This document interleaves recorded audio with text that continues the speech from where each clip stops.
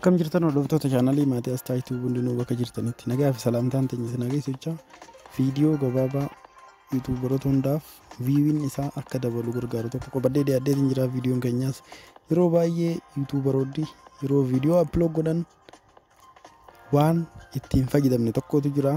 Waan san sitinguma uploadii yeroo viidiyoo gootanii keessan itti fayyadamuudhaan akka viidiyoon keessan fi guddaa argatuuf taphachuu qabdaniitu jira. Amma fakkeenyaaf biftuu show viidiyoo chaanaliin jiru kun karuma salphaa ta'een amma viidiyoo upload godhu jira. Si beeksisaa jechuudha premium jee isa kana akkamitti akka sirreeffatan yeroo upload viidiyoo gootan sirreeffachuun akka viidiyoon chaanalii keessan irratti yeroo upload gootan karuma salphaa ta'een subscriber keessan bira ga'uudhaan viewing keessan dabaluuf isa kana fayyadamuun dirqama ta'a. Milikeeta kanaan akka nama live jirutti isin agarsiisa. Milikeeta qalama diimaa kana akkamitti akka yeroon fi upload gootan viidiyoo keessa bantanii karaa salphaa ta'e tokkoon isin agarsiisa. Kallattumaan hordofaa jecha warri chaanalii kiyyaaf haaraa taatan Astaayituu subscribe godhuun akka yeroo hunda viidiyoon keenya isin bira ga'uuf all notification irra godhaa jecha. Kallattumaan gara viidiyootti isin seenaa viidiyoo garaagaraa yeroo upload gootan isa kana fayyadamuun akka yeroon fi viidiyoon keessan upload ta'aa jiru notificationiin ni bu'a namoota biratti or subscriberoota keessan biratti. Garuu notificationiin bu'uun karaa lamaan bu'a. Yeroon ifis netuma upload goonee dhiifne notification kana keessa bu'ee ta'a. Yoon if immoo sistemaan anamma isin agarsiisu deemu kana fayyadamtan akkanatti chaanaloonni kamiyyuu kan subscribe isin godhees ta'u isin hin godhin karuma salphaa ta'een akkanatti qalama diimaa kanaan harka fuula dura bahee namoota yeroo isin viidiyoo upload godhu jirtan viidiyoo keessan daawwachaa jiranis asumaan isin agarsiisaa jiru.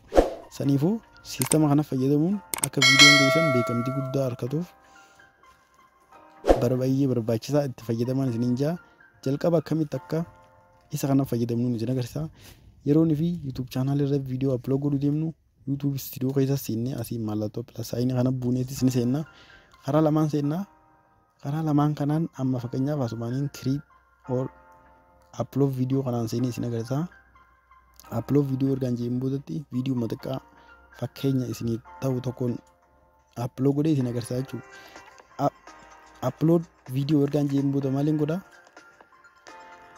Nin egaa hanga sistemoota taayitilii irraa eegalee thumbnailii descriptionii taagii waa hunda isinii fiduu achi keessatti kan sistema san fayyadamuudhaan akka viidiyoon keessan beekamtii argatu gootanii jechuudha. Akkanas siif daa erga upload jedheen booda select file ta'an. Select filein viidiyoon keessan bakka itti edit godhatanii kaa'atan jiru akka upload ta'uuf kan isin fayyadu waan ta'eef ammaan desktop irraa hin godha yoon ta'e viidiyoo matee tokko salphaa tokko ol baasuudhaaf akka fakkeenyaatti ergaan karaa kana dhufeen boodatti maaliin godha title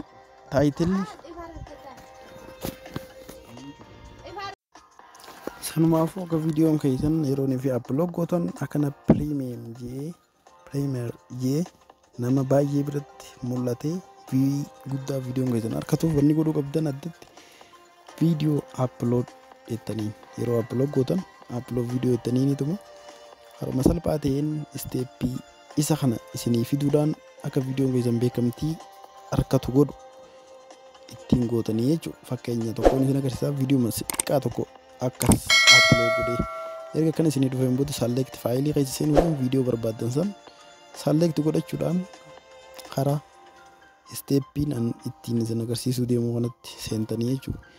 Taayitilii barreeffatanii descriptionii itti aansuudhaan haruma salphaa ta'een akka asirratti taayitiliidha.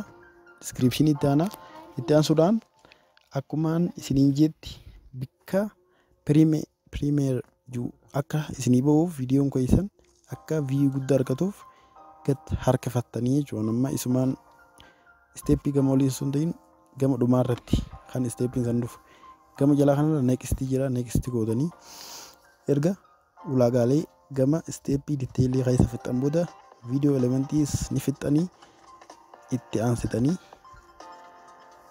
check bakkeetu jira next gootanii jechuudha. Next ergataniin booda publish osoo hin jiiniin akkanatti public post irra jira. Isaan akka viidiyoon geessan akka kanatti premier jee nama hedduu biratti viidiyoon geessan viidiyoo akka gootan iddoo kana jechuudha. Iddoo kana right gootan set as instant premier jee jira. Saniifuu asirra right akkanatti by default duwwaa ta'a. Sanduuqni kuni sanduuqa kanarratti tuquudhaan right gootanii akka viidiyoon geessan nama hunda bira wal ga'utti premier godhuudhaan viidiyoo keessanii view guddaa argamsiisuu ni dandeessanii jaachiin booda publish jettanii karuma salphaa ta'een viidiyoon keessan akka audience guddaa argachuudhaan view guddaa argachuudhaan watching keessan illee karaa salphaa ta'een isinii dabaluuf sistema kana yeroo viidiyoo upload godhan fayyadaman jaa. Har'aa viidiyoon keenya kanumaa waan nu daawwattaniif galatooma. Chaanaalii keenyaaf yeroo garagaraatti yeroo nuti viidiyoo ol baafnu like comment yaada qabdan nurra barreessuu nu dhaanfatina jecha. Hanga yeroo itti aanu walitti deebinutti nagaan turaa galatooma.